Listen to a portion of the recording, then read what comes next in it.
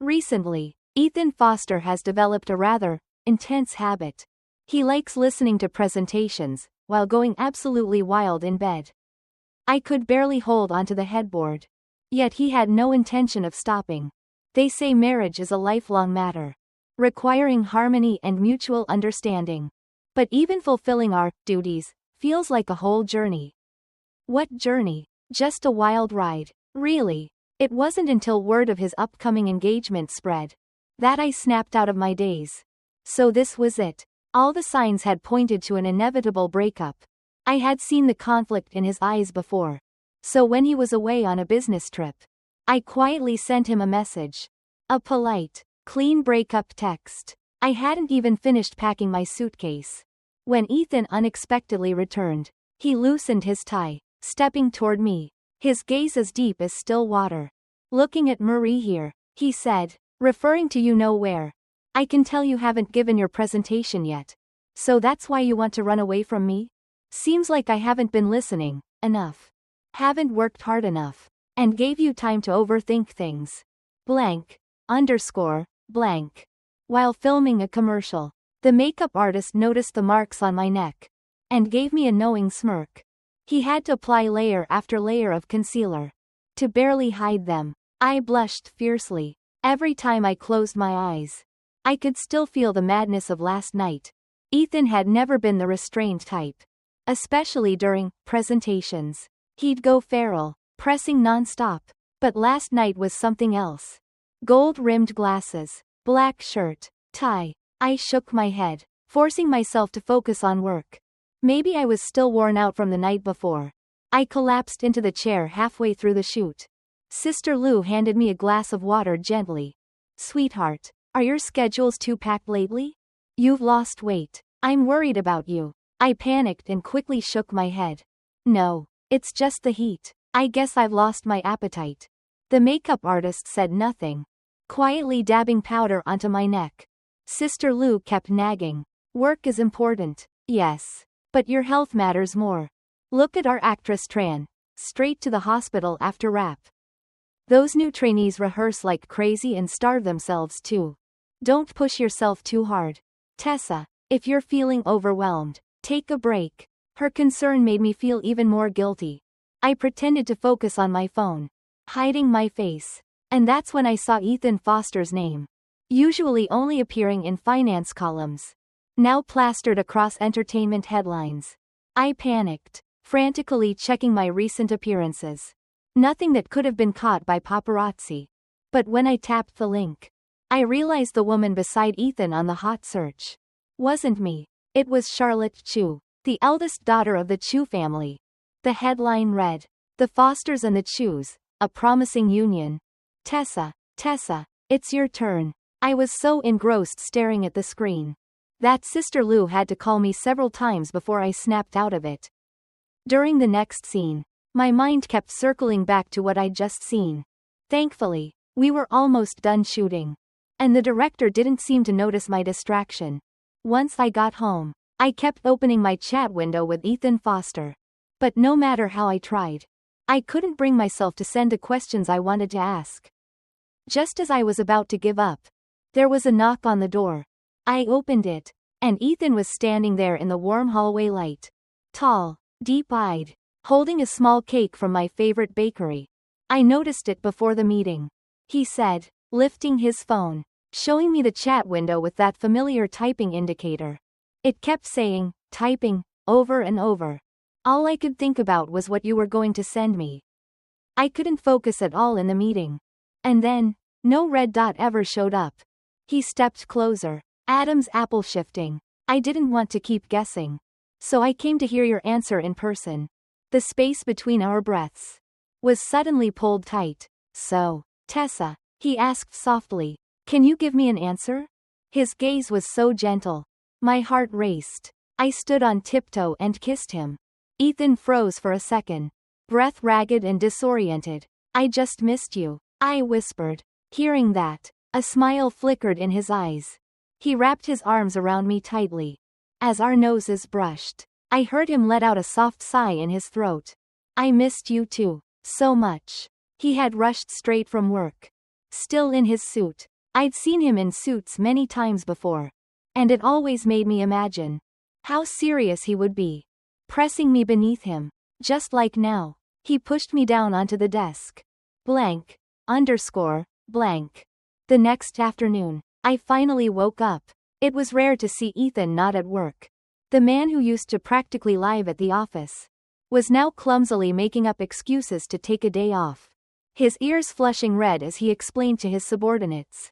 When he noticed my teasing gaze, he loosened the collar of his loungewear, exposing the marks on his chest. "It's your fault," he mumbled. "You insisted on finishing that entire cake, and kept smearing it everywhere." Thinking back to the madness of the night before, I quickly pulled the blanket over my burning face. Ethan came over and gently coaxed me.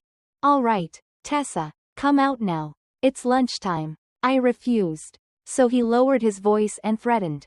"Your choice, either you come out, or I come in." In the end, Ethan came in, and afterward, I was so exhausted I could barely lift a chopstick. He had to feed me bite by bite himself. I barely ate a few bites before crawling back under the blanket. Blank. The next time I woke up, it was already midnight. Only a dim yellow light was on in the room.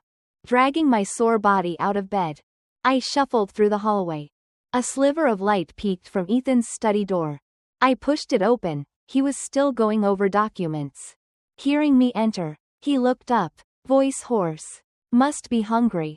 There's soup in the kitchen. Go help yourself." He got up and quickly brought over a bowl of hot soup. "Careful, it's hot. I've got one more meeting. If you're tired, go ahead and sleep." After finishing the soup, I didn't go back to my room. I just wanted to stay beside him. Even if it was just to look at him. Ethan didn't stop me. He even let me stay and watch. As he took a meeting with foreign clients.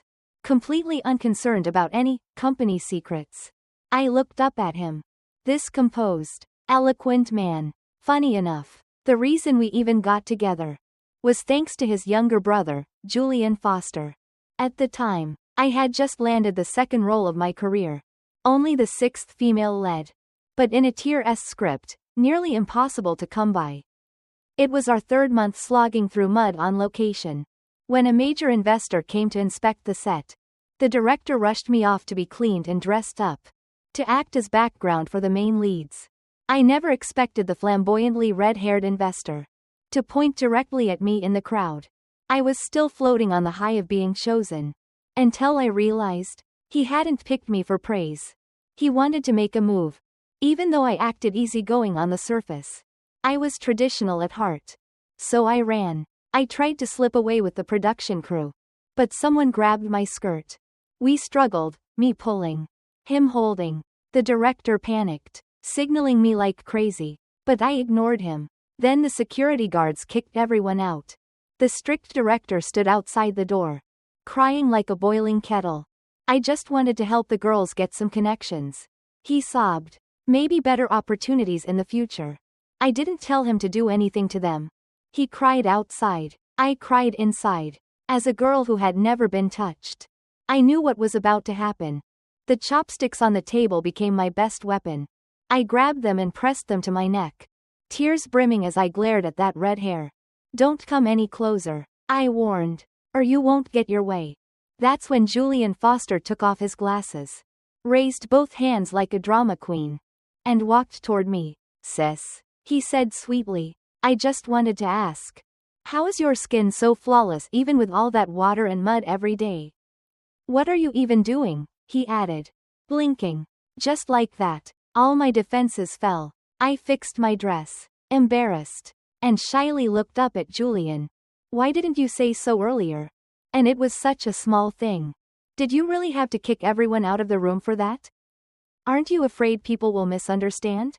Julian Foster widened his eyes at me, clearly exasperated. "I have a reputation. You know. What? Do you expect me to go around announcing to the world that I was, you know, the one underneath? Fair enough, I guess." Once the misunderstanding was cleared up, Julian casually crossed one leg over the other and started chatting with me. He talked a lot, Maybe it's because no one usually has the patience to sit and listen to him. We ended up talking the entire night. The next morning, the director showed up with dark circles under his eyes and a face full of guilt. Even the minor supporting actress, who usually looked down on me, suddenly became polite. I knew they had misunderstood the nature of my relationship with Julian, but I honestly didn't know how to explain. To tell the truth, I was afraid Julian might silence someone to keep a secret. And if I tried to claim that we had just been chatting, there was a good chance the media would soon explode with rumors. The Foster brothers both in love with the same actress. After considering everything, I decided to stay quiet. Maybe my silence was what saved me. From that day on, Julian would drop by the set every once in a while to visit me, just to talk. Eventually, we became close friends. On days when I wasn't filming, Julian would invite me over to his mansion. He had an older brother and a younger sister. Company affairs didn't usually concern him. He just showed up for appearances, checked a few boxes, then left. As for me, I wasn't exactly hot, but I wasn't cold either.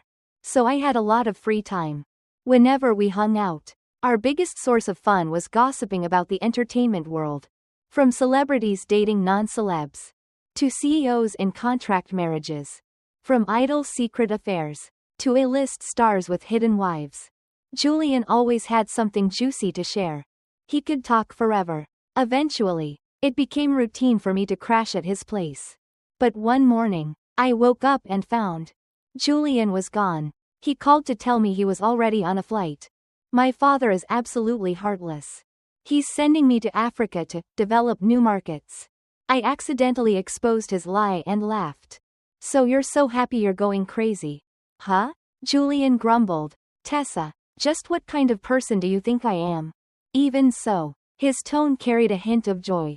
A moment later, he sighed deeply and said, "Can you watch the house for me? There are things in my home that no one else should see. Like the entire wall of smutty collectibles. I seriously can't let anyone else find out." That night, Julian called again, his tone circling awkwardly. "My brother is going to stop by and pick up a file. Just find it and hand it to him. Whatever you do, don't let him into my study." I sneered and promised confidently, "No way anything like that will happen." And yet, I still had to obediently sneak into his study to dig out the documents. I waited for a long time before Ethan Foster finally arrived. He rubbed the corner of his eye tiredly and apologized softly.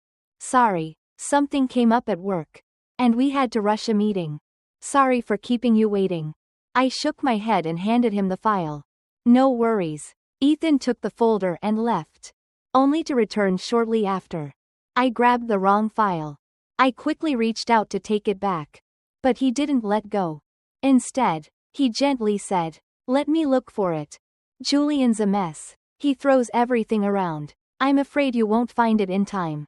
Remembering the chaos that was Julian's study, I bit my lip and stepped in front of Ethan. "There are a lot of personal things in the study. Very private stuff. It's better if I go in and get it myself." Ethan's hand paused mid-air. He lowered his gaze to look at me, then slowly nodded. "All right, I'll wait in the living room." I snatched the file from his hand and hurried back into the study. My heart pounded violently. Just now, I had thought it through. If Ethan Foster insisted on entering, at worst, I'd take the blame on Julian's behalf. Luckily, he didn't press the issue. And honestly, he was right. Julian was incredibly messy. I searched forever before finally finding the correct folder. When I returned to the living room, Ethan had already dozed off. He leaned against the couch, exhaustion etched across his face. After taking the file, he walked off, his steps unsteady. It was hard to believe this was the same man the media often hailed as a titan at the peak of the corporate world. So humble and hardworking it made your heart ache. They say that pitying a man is often the first sign of falling for him. After that day, I started asking Julian all about his older brother's relationship status. When I learned that Ethan was still single, I immediately gathered my girlfriends and we drafted a full-on strategy to win him over. Unfortunately, before we could act, A drama I'd filmed months ago suddenly exploded in popularity. The director threw a celebration party. And I was invited. At the party, I used the excuse of being drunk to sneak off to the bathroom. On my way back, I was blocked by a supporting actress who had always disliked me. Oh, where are the two foster boys? Guess they got tired of playing with you and kicked you to the curb. Huh? I didn't want to argue. Just wanted to get away quickly. But the very next second, a sharp pain shot through the back of my head. My vision blacked out, and consciousness faded rapidly. The last thing I heard was that woman's shrill laugh. Knocked out already? I thought she'd at least last a few more hits. When I came to, my hands and feet were bound, and I was sprawled on a bed. I had no strength, my mind foggy and dazed. I heard voices not far off. I strained my hearing. The actress you asked for is here. Deputy Director, someone said. Just like last time. You promised the supporting role in the new drama. Remember? You did great this time.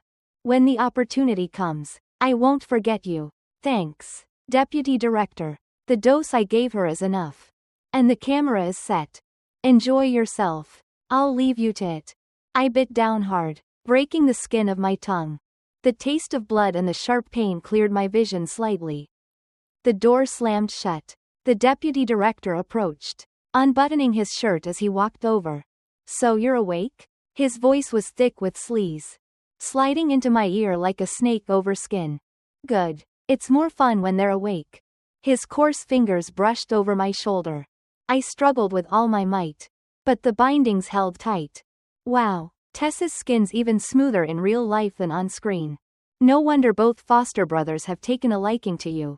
You're something else, huh? His breath reeked of alcohol. Disgusted, I headbutted him with all my strength. Get away from me.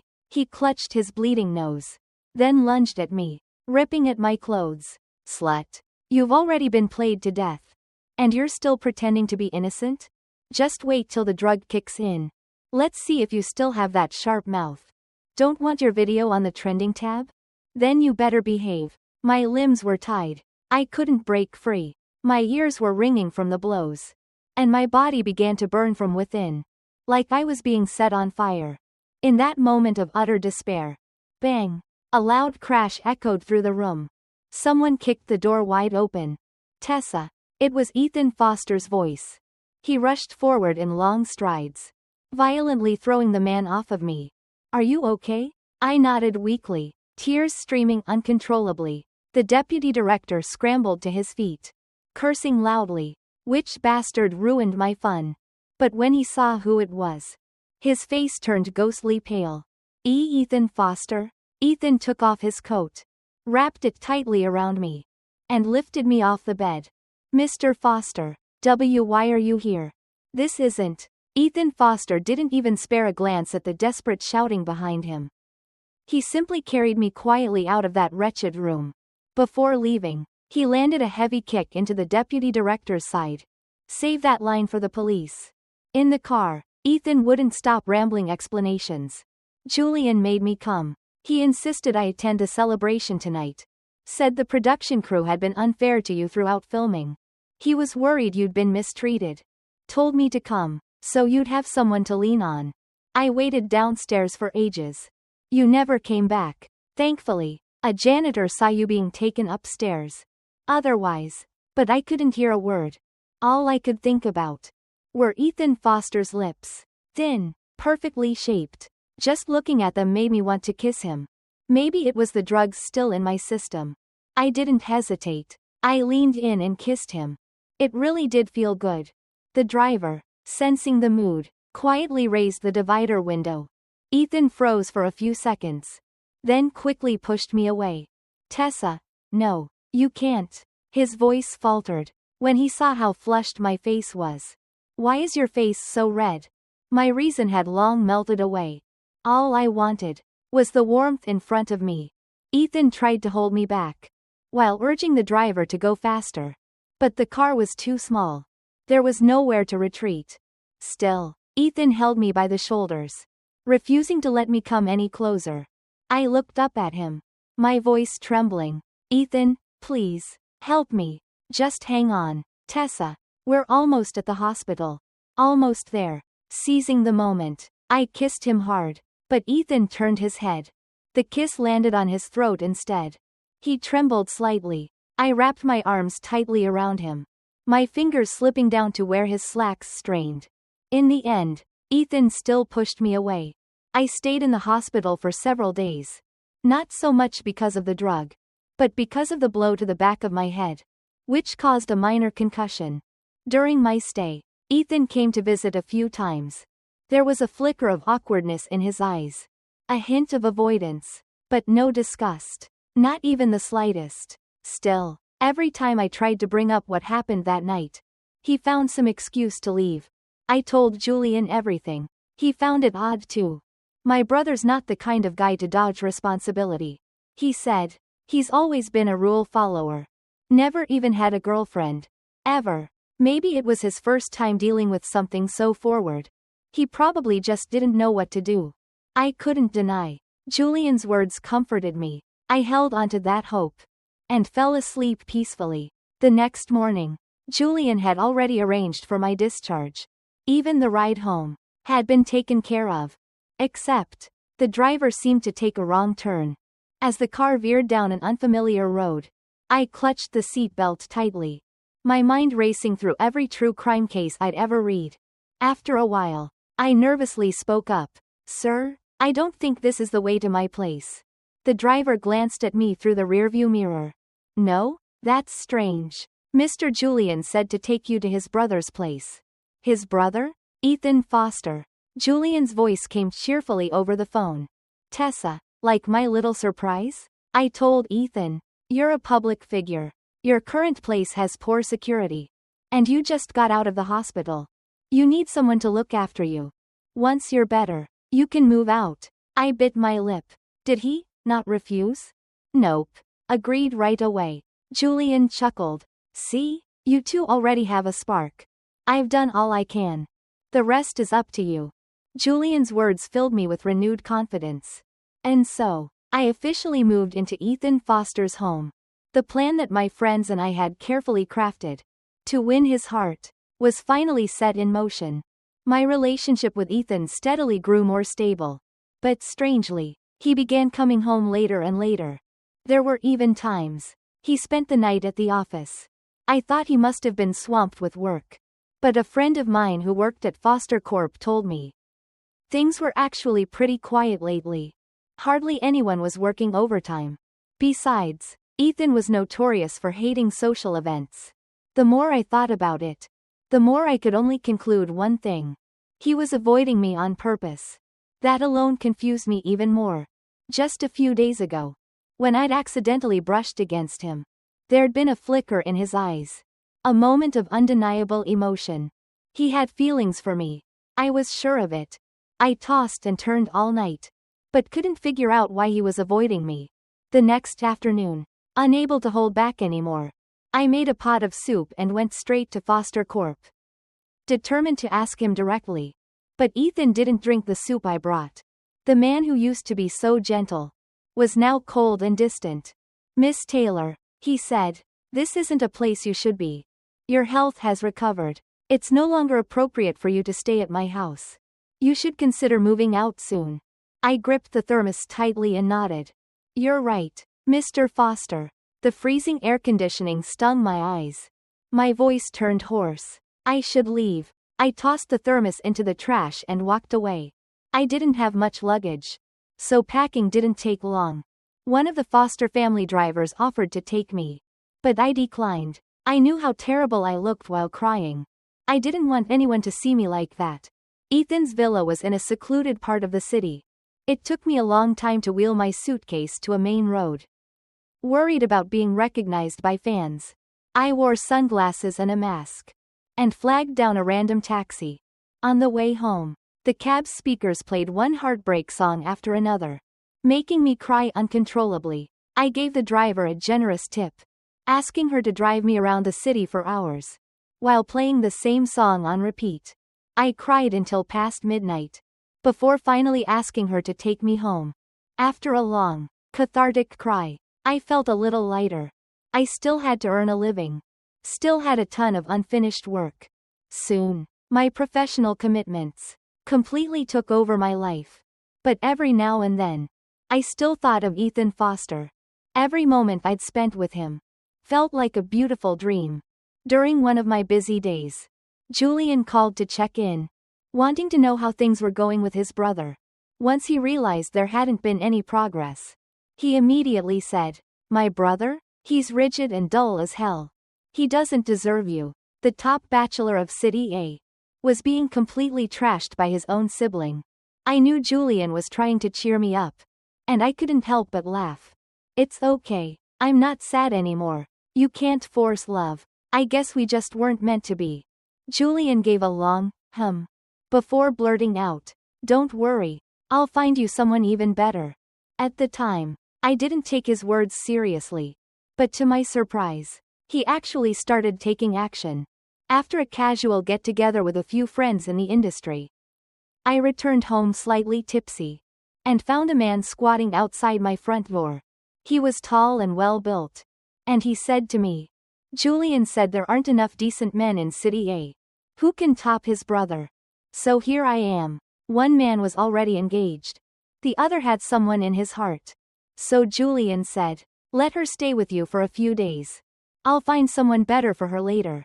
I quickly declined Julian's good intentions, and asked the man outside my door to leave.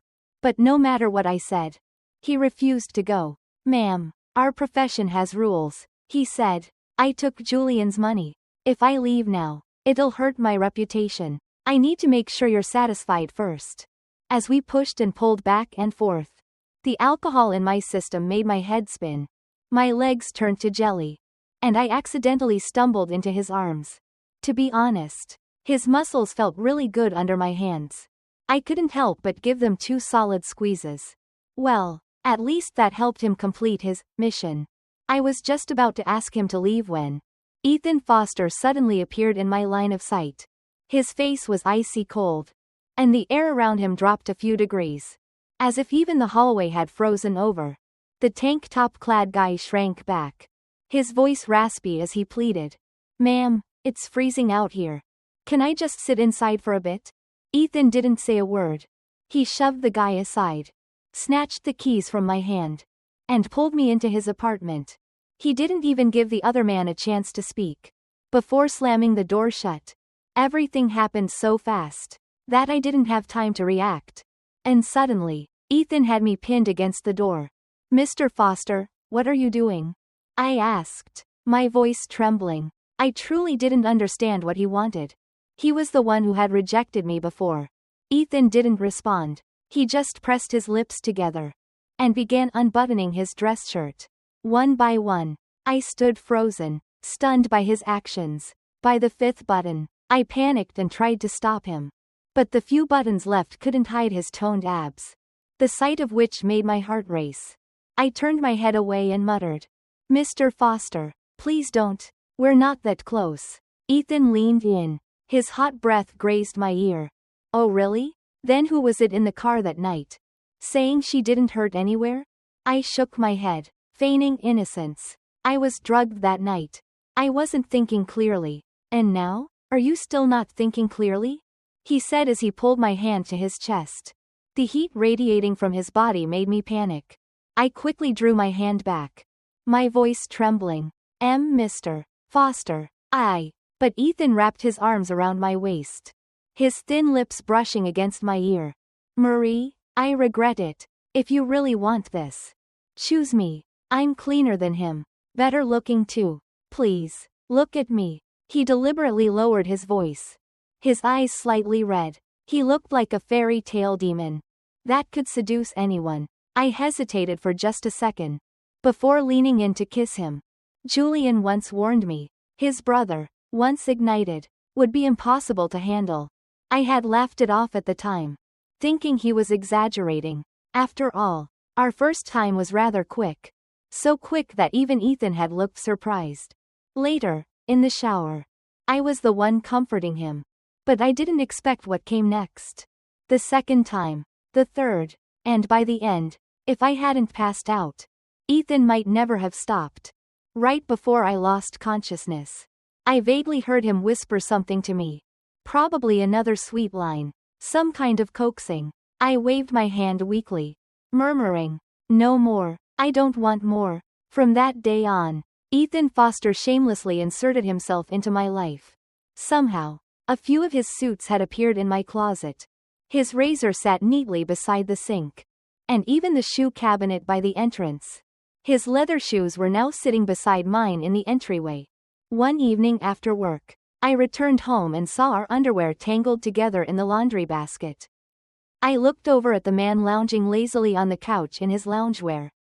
And something just didn't feel right. "This is my house," I said. "Why does it look like you own more of it than I do?" Ethan didn't answer. He just kept pretending not to hear me. I narrowed my eyes and said slowly, "Mr. Foster, this living arrangement doesn't seem very appropriate." Ethan let out a soft chuckle.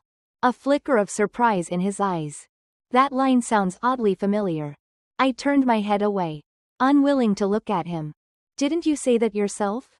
Ethan stood up and hugged me from behind, his warm breath tickling my ear. I said one thing and meant another. I was wrong. His thin lips slowly trailed down to my neck, sending shivers through my entire body. I couldn't resist. His name slipped from my lips in a whisper. He looked up at me, a hazy light glowing in his eyes. "Marie, don't push me away. I just want to apologize, sincerely." Before I could say anything else, Ethan picked me up and set me on the desk in the study. As my mind spun and floated in a haze, I suddenly remembered. He seemed to have a thing for this study. Every time we were in here, he always gave it his all, driving himself deep into me, as if to bury every last thought. The memory alone turned my cheeks bright red. Ethan must have noticed my flushed expression, because he quickly ended his call and walked toward me. "Are you feeling okay?" I shook my head gently. There was no way I could tell him. I was thinking about things entirely unsuitable for children. Autumn nights had begun to turn chilly. Ethan touched my cold arm, then scooped me into his arms and carried me to bed, resting my head on his chest. My thoughts wandered to the news I'd read that day. Ethan held my hand tightly, his deep voice tinged with a chuckle. "Marie, why are you so clingy tonight?" I looked up at him, hesitated for a few seconds, then said, "Ethan Foster, can we talk?" It was rare for me to call him by his full name. His smile instantly faded. His eyes started to avoid mine. "Go ahead," he said softly, his Adam's apple bobbing slightly, fingers unconsciously brushing over the back of my hand. I took a deep breath, ready to pour out everything I'd seen that day. But Ethan interrupted me, his voice suddenly tight. "I have to go on a business trip tomorrow. Can we talk when I get back?" There was a pleading look in his eyes, a tinge of reluctance. Even the corners of his eyes were red. "Okay." The words I was going to say were swallowed whole. My chest felt like it was being crushed. It hurt so much I couldn't breathe. Ethan kissed my forehead, his arms tightened around me, as if he wanted to merge me into his very flesh and blood. That night, I didn't sleep well. My dreams were scattered and disjointed. In one, he coldly said goodbye. In another, he held someone else's hand as they walked into a wedding hall. At dawn, I woke up in a panic. I reached over, but the pillow next to me was cold and slightly damp. Ethan was gone. He'd left me a message at 5 a.m. "Marie, I've left for the business trip. I'll be back in a few days. Remember to eat on time. I was working late last night and had to leave before sunrise." Staring at the empty bed, I suddenly realized, being a CEO like him wasn't nearly as glamorous as it seemed. Relentless study and sacrifice, stacks of ledgers piled high, making his eyes sore from reading. The Foster family was simply too vast, with assets sprawling across multiple industries. It was no surprise Ethan Foster didn't even have control over his own marriage. I didn't understand it before, why Ethan kept avoiding me. But now, I did. The distance between us was just too great. In the end, we could never really be together. I sat on the bed for a long time, until the hands of the clock aligned perfectly at 12. Then with trembling fingers, I finally hit send. Ethan Foster. Let's stop here. A mature breakup didn't need dramatic reasons. Just a simple sentence said it all. After sending the message, I put the phone down and started packing up Ethan's belongings. He had lived here for 4 months. His presence had seeped into every corner of the house. Into the walls, into the air, everywhere I turned, there was a trace of him. Of course she'd send a breakup message. Ethan thought. He figured this ambiguous relationship was long overdue for an end. Or more truthfully, it should have never started in the first place. Right after that incident in the car, when she had touched him, he'd wanted to confront her, ask for clarity, but every time he tried, the words would die on his lips. And just when he'd finally gathered enough courage, a call from Charlie ruined everything. Bro, Marie's in the hospital, Charlie said, his voice trembling with urgency. I'm swamped and can't get away. You have to take care of her for me. Marie? Only then did Ethan realize the strange intimacy between the two. The first time he met Marie had been at Charlie's villa. It was already late at night. She was in her pajamas, and her personal items were scattered all over the study. If they weren't a couple, then what were they? Even more so, Charlie had asked him to protect her. Every detail pointed to one conclusion. They were together. Once he realized that, Ethan had tried to step away. But when Charlie asked him to take care of her, he couldn't say no. After all, she would be his sister-in-law one day. It was only right to look after her. But Marie, she started falling for him. The way she looked at him. The innocent attempts to get close. The way her cheeks flushed before she even spoke. All of it made Ethan feel frustrated. What did she think he was? Did she only want him because Charlie wasn't around? After Marie moved out of the villa, Ethan would often sit in that now empty space and find himself missing her. She was an absolute disaster of a woman. And yet, why did it hurt so much to think of her? His friends were stunned by how downcast he looked. Damn, Ethan Foster, the great tactician, lovesick for once? Don't tell me a girl finally broke your heart. They hit the nail on the head. And Ethan drank down his glass with a bitter smile. If you like her, just go after her. But their words did little to help. He sighed. You don't understand. She's dating my younger brother. His friend saw the way he bit his tongue, and wisely said nothing more.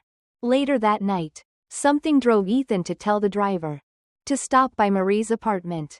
Just to look, he told himself. After all, Charlie had asked him to check in on her. He was just making sure she was okay.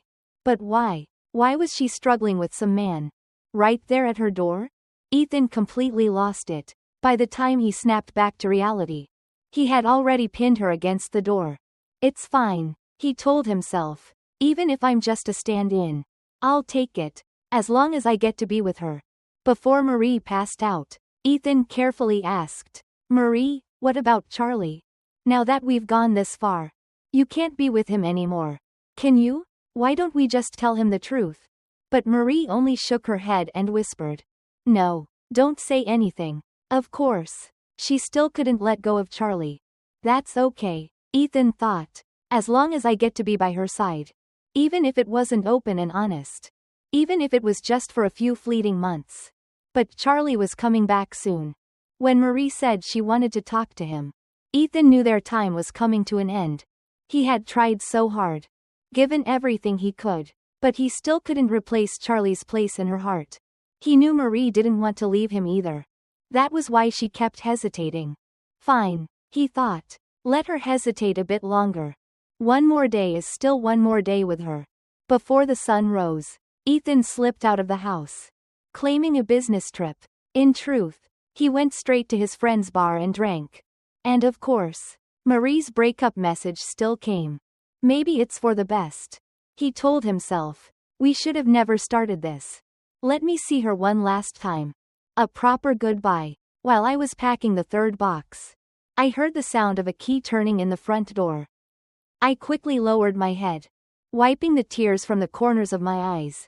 If you didn't want me to leave, I asked, then why did you tell me to go? Ethan gently reached out and wiped a tear from my cheek. The smell of alcohol clung to him. his hair messy and falling over tired eyes. Even his usually pristine shirt. The buttons were mismatched. He hadn't even noticed. I turned my face away, avoiding his touch, but my tears kept falling, like beads from a snapped necklace. Ethan pulled me tightly into his arms. His voice trembled with pain and desperation. "Marie, don't break up with me. Please." I looked up, my vision blurred with tears. "But Ethan," I whispered, "you're getting married. We can't be together." "What? Am I supposed to follow you for the rest of my life without a name or place?" Ethan froze, his brows knit together tightly.